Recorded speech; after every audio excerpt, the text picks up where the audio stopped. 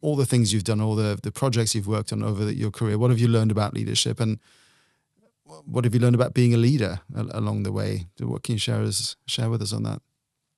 I think it's very, very important to surround yourself by people that you trust. Um, and trust can obviously be a very broad term.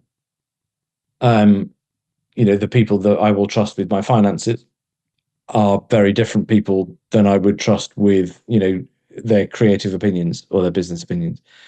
But I think you have to be very selective over who those people are that you trust, because there are lots of people who take advantage. But this takes a very long time, but one of the most important people that you need to be able to trust is yourself. Is that you need to trust your own judgment. And even over the last 12, 18 months, 2 years, 3 years, I've had to I've sort of had to tell myself off for trusting people that I really shouldn't have done. And actually, my gut instinct would have served me better. But you take risks. I think we all have to take risks. You have to give people the benefit of the doubt in order to earn that trust in the first place. But certainly, trusting one's gut is incredibly important. But also don't ignore culture.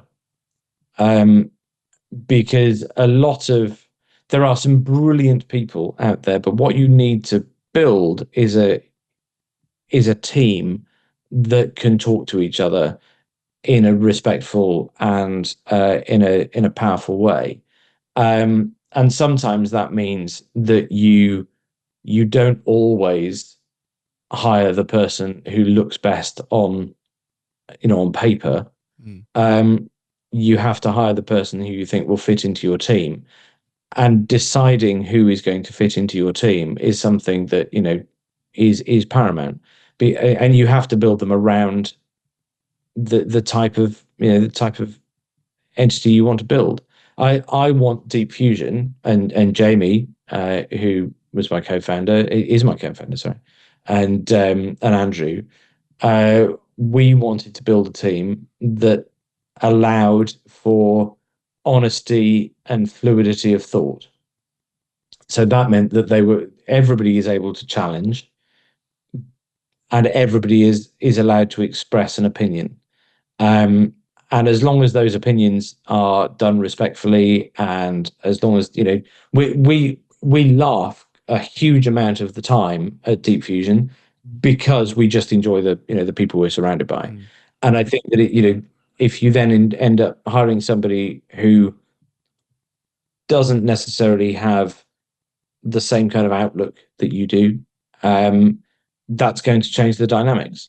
So you need to be responsive and alive to differing personality types, and make sure that actually the people you're bringing in are all going to work together cohesively. And the problem is the fact that the larger the company becomes, the more difficult it is that you're going to have those interpersonal skills that are going to directly align with everybody.